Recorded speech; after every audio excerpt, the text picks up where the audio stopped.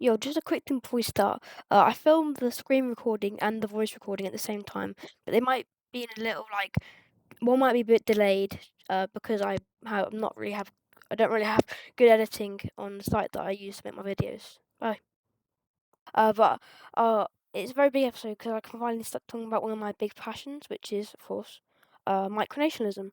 If you don't already know what that is, just look it up because I'm not going to bother explaining it.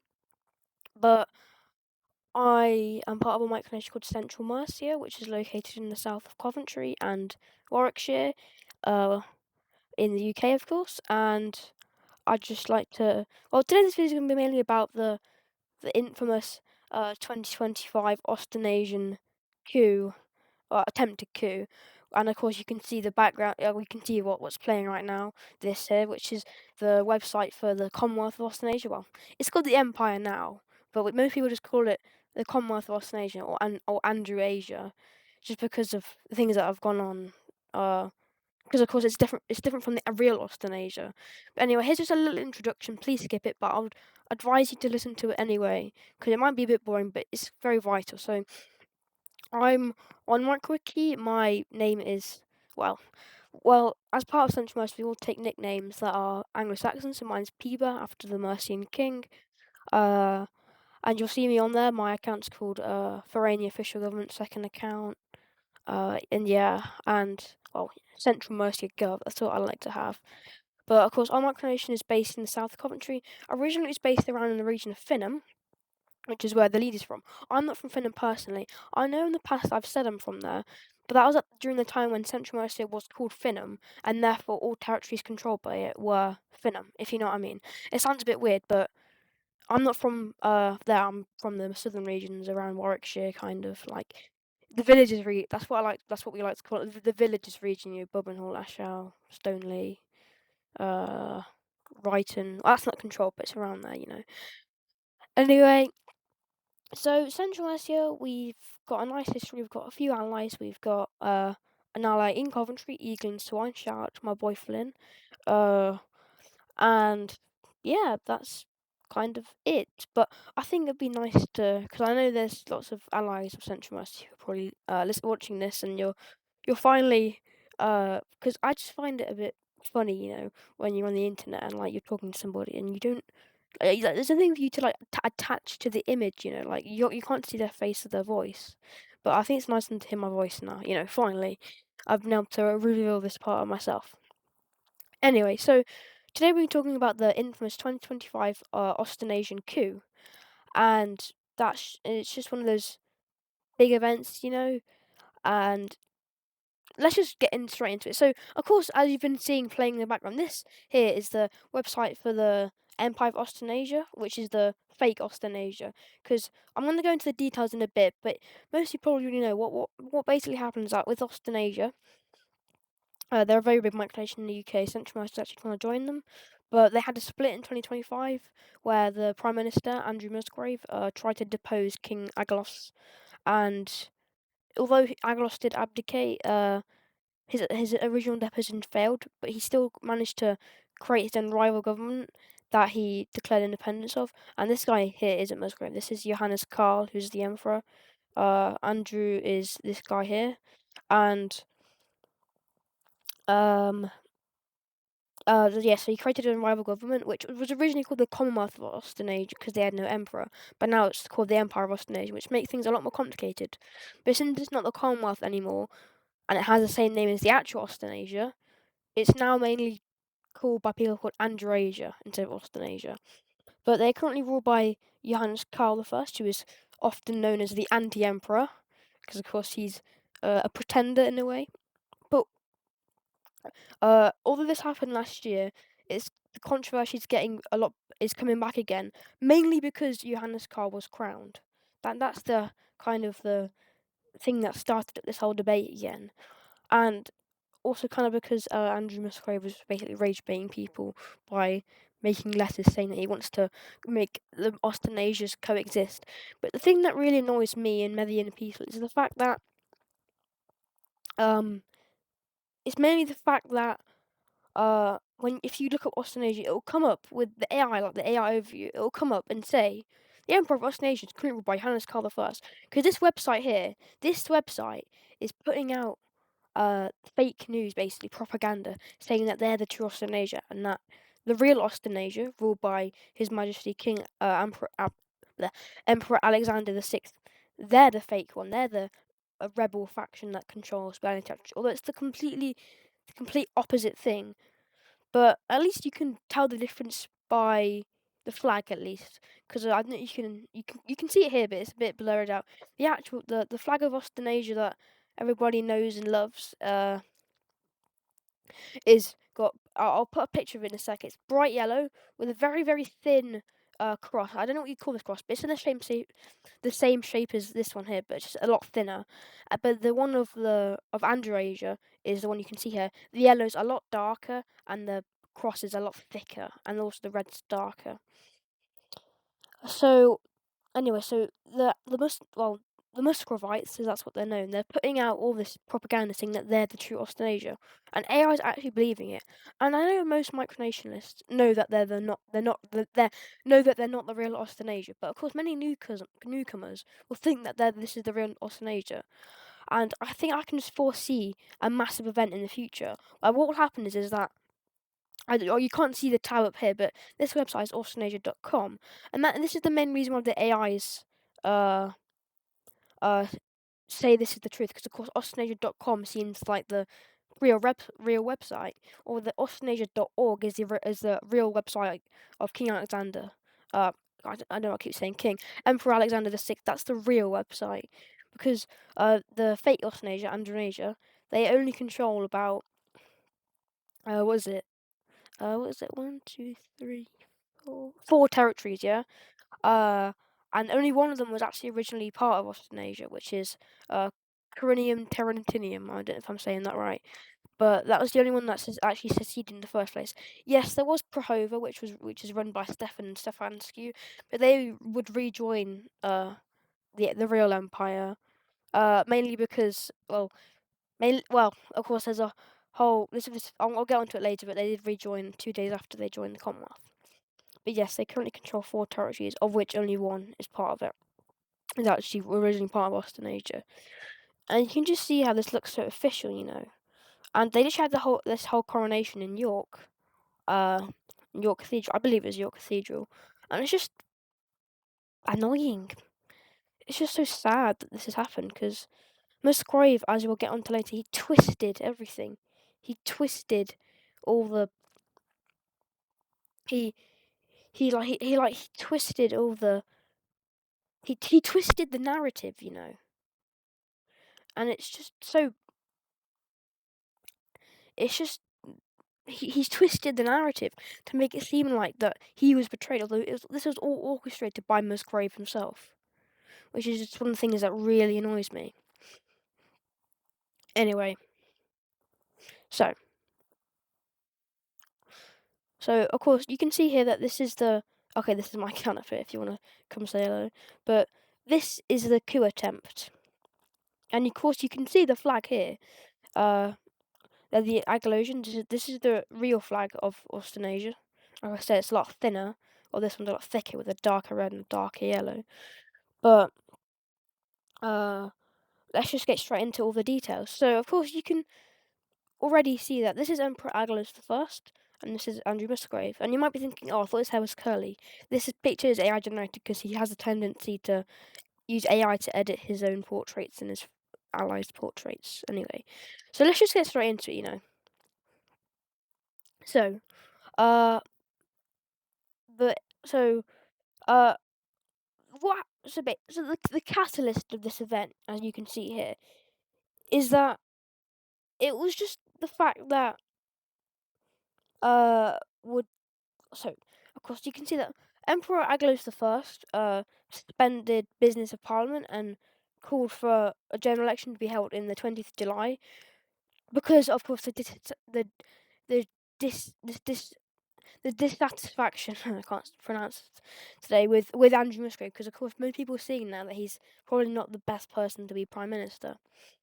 And of course, as you might know, it's actually not allowed for the Emperor to declare his own general elections, which of course caused a lot of uproar against Aggelos himself, which this is the first split, if you know what I mean.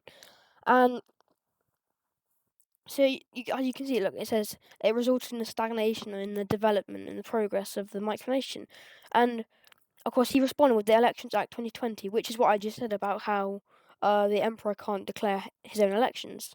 So Musgrave basically said, let's just depose him at this point, because of course you can read it now, but like it was a lot. Like you see, the order quickly broke down in the House of Representatives and the Senate, and Andrew Musgrave arguing with Koff and accusing Aglos of acting unlawfully, which actually was true, and calling it illegitimate monarchy, and like I said, favoured for its abdication of Crown Prince Shiro. And little side note, if you don't really know, Shiro is the current Emperor Alexander VI. We'll get into that later. Anyway, so uh uh as you can see, yeah, my video doesn't have scripts. So the emperor would revoke Musgrove's access to the Senate House, which is technically not already allowed because uh, the prime minister can't serve uh as a senator. But uh, so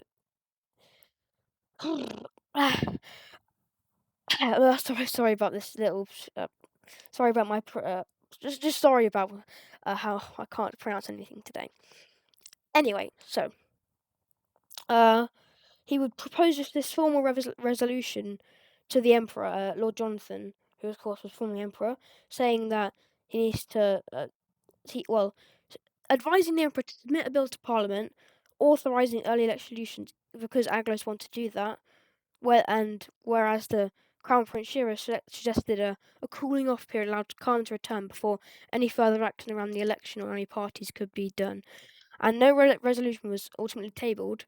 And since Andrew Musgrave was no longer present, he ordered a return to order returned to the Senate. Well, but meanwhile, in the House of Representatives, the argument between Musgrave and Koff was still ongoing. So Aglos threatened to remove Musgrave if he would not calm down. And the Prime Minister, and this just fueled Musgrave's plans basically, and his evil. He's not evil, maybe, but he's just his wrath, his hate, and said that the Emperor was acting like a tyrant and this is when the big thing happened. He called him, and he stated that he would not recognize him as the legitimate monarch. And like I said, this was a massive thing for him to say because this is treason, basically. And Lady Addison O'Halloran would the argument stopped by Addison, who would and Musgrave would actually apologise for calling the Emperor a tyrant, but then would still keep going with the motion to remove Lord Koff, which of course was not tabled. And then, on the morning of the 3rd of June, Aggelos admitted that his call for election had not followed the correct legal procedure and invited Parliament to vote on whether it would authorise elections. So you might think that this is going to get resolved now, because of course Aggelos has apologised, and you might think that this is going good now. You might think that happy days is going to get sorted out now. But of course, however, Andrew Musgrave would just resume calls for Aggelos' abdication, despite already uh, apologising, and he threatened to misappropriate Austenasias outline outlets like the national website, which is austenasias.com, and the Austenasian Times, and he gave Aggelos an ultimatum, and he gave him a timed ultimatum before Andrew would depose him in favour of Crown Prince Shiro. So at this point, you can see that Musgrave has just gone a bit. He's just gone awry. He's just gone rogue, and we can all see that he's probably gonna get kicked out of office. But of course, you can see that Lord John Gordon, who's the deputy prime minister, would call on Musgrave to resign, and then he would unsuccessfully attempt to dismiss him from office. Musgrave would try and dismiss Lord John Gordon, but of course he can't do that. So this made it even worse, and there was heated verbal altercations between Musgrave and state officials, with the arguments just continuing between the National Discord server and just the Parliament and the Cabinet, and eventually Sir Hugh MacFarlane would announce that he would resign from position as Attorney General and would begin a process seeking independence for New South Scotland in opposition to Musgrave. So you might think that some people get confused by this and think that this means that he was trying to join the Commonwealth, but at this point the Commonwealth didn't exist, and New South Scotland was threatening to secede because of Musgrave. So he was rebelling against Musgrave, which is, of course, the good thing to do, the right thing to do. And then in contrast, Stefan Stevensku would actually who leads Prahova, would actually announce his support for Musgrave, like I said earlier. But he did later clarify that this was intended as just support in the upcoming election. In a upcoming election. And then eventually Lord Jonathan would make an announcement reaffirming his loyalty to the throne and just called on on Musgrave to step down and enable Lord Gordon to work towards new elections. But Gordon himself, who is the representative of the Austenasian town of Kildare and the leader of the Democratic People's Republic of Palasia, ordered the occupation of Kildare by Palasian forces, which did happen. I believe it did, and which was and before you say this looks like it's an invasion, it's not, because like you said, it was already authorized by. It's already been authorized to support Kaldare's security, in 2013, and it was done as a show of force against Musgrave. And then also the New South Scotland Constabulary was also mobilised to protect South Scotland from external threats. So we can see that might even turn into being a war. So this is getting really heated. This is going from just a little scuffle basically to just go into this massive nearly what looks like a civil war is about to break out. And then eventually, with Musgrave continuing to refuse to resign, a vote of no confidence in the House of Representatives was tabled against him by Lady O'Halloran, which, upon passing, would automatically remove him from office and make Lord Gordon the new Prime Minister. And this ended up happening, and Lord Gordon would succeed him as Prime Minister. Happy days. Not yet. Because then Andrew Musgrave would just declare himself to be Lord Protector of Austenasia, leading him to establish the Commonwealth and he never actually claimed to declare independence, because of course he claims that he was leading Austenasia, but he de facto declared independence, and at this time the Commonwealth only consisted of Corinium Terentium, which of course you can see here, which is located near Cirencester, and for a long time, this was the only territory in the Commonwealth. Anyway, let's get back into it. So what happened would then eventually, Crown Prince refused to claim the throne by force, and take a stance against Musgrave, since he was a good friend at this time, which would result Musgrave declaring that the throne to be vacant. And this is why the Austenasia was called the Commonwealth, because there's no prime minister for a long time until literally an emperor, not prime minister, an emperor until only literally a few days ago, as I'm making this video on the 8th of August. Anyway, so eventually, Lord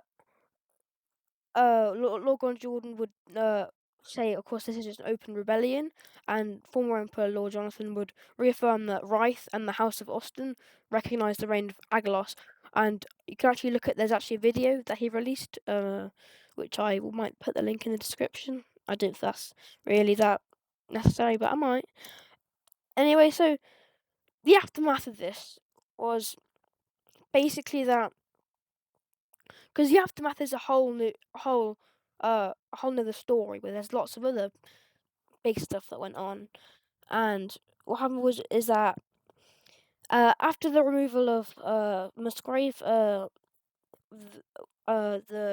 Empire's head of government was welcomed by many diplomatic partners, such as, well, in the Watergate Virginia bloc, and because of course, as many of you know, Australia had become very isolationistic during Lord Musgrave's premiership, and yeah, like I said, like I was about to say, they left the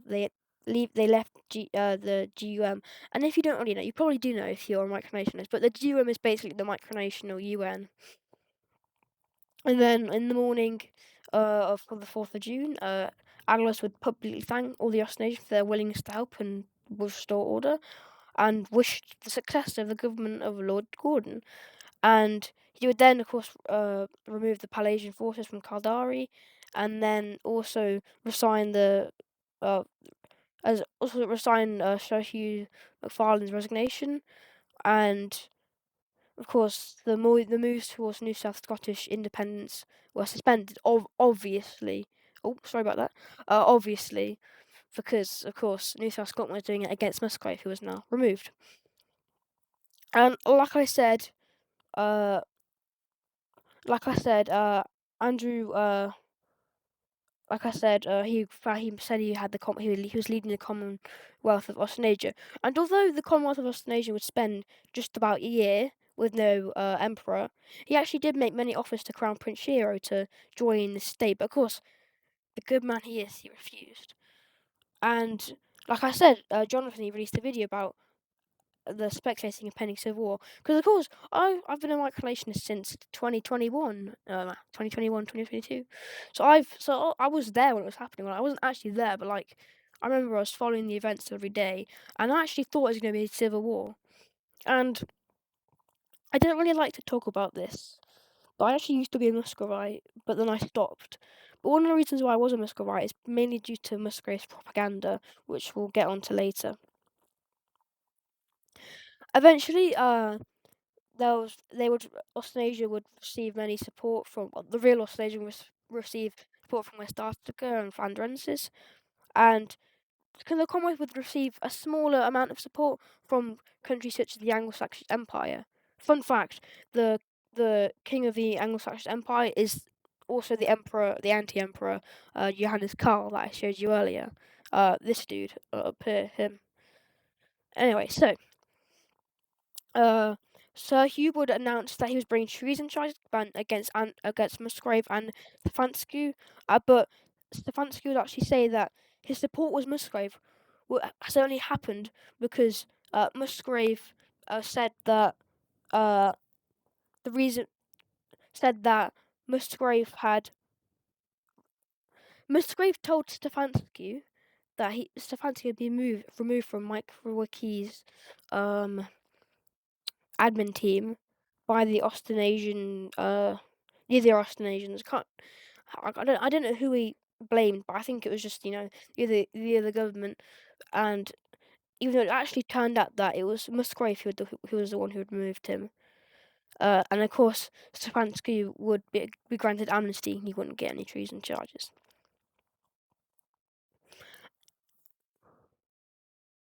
Anyway, sorry, but I was just saying something to somebody.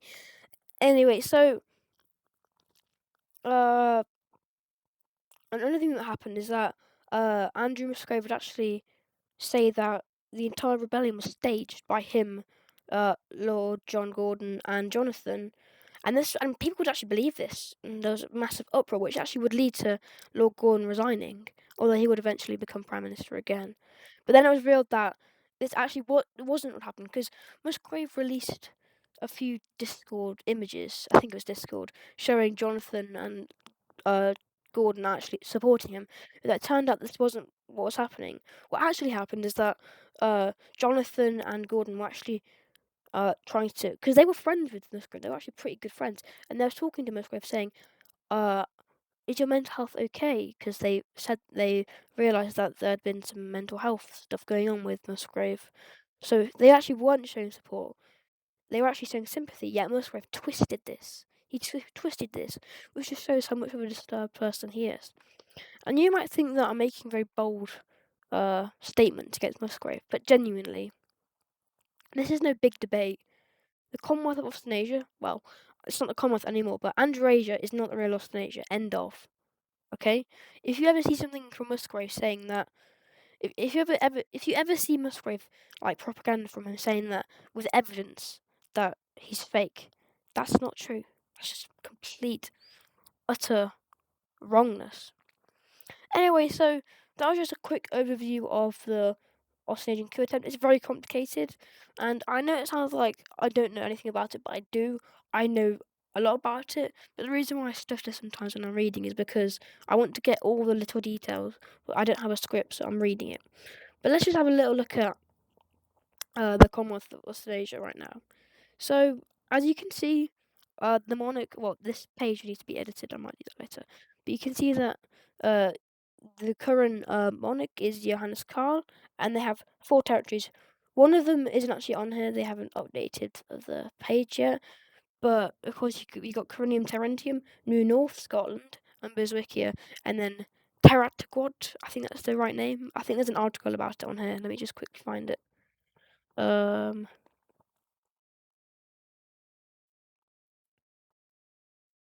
Let me just find it.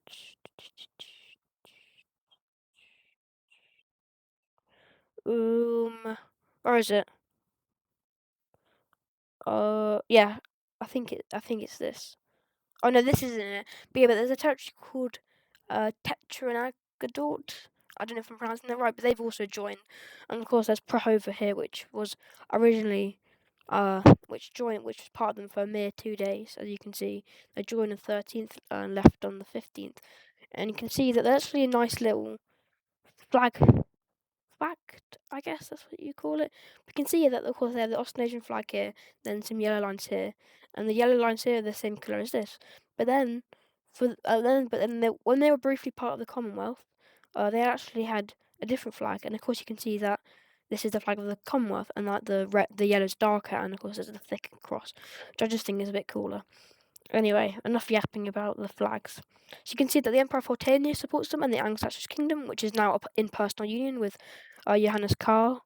I don't know why it says under racism. I think that's another name of his, but his name is Johannes Karl. And also the Confederation of Mahuzet, which is also in personal union with New North Scotland, which is, and fun fact, New North Scotland was founded in parody of New South Scotland, which is, of course, inside of the real one, the real Austenasia. So they only control 4 territories, while the real Austenasian controls like 30 plus territories. Inroy, wow. Wow, this was a half an hour long video. Wow. Anyway, that's enough for me. I'm gonna release loads of other videos about my micronation, all that, you know. Bye bye.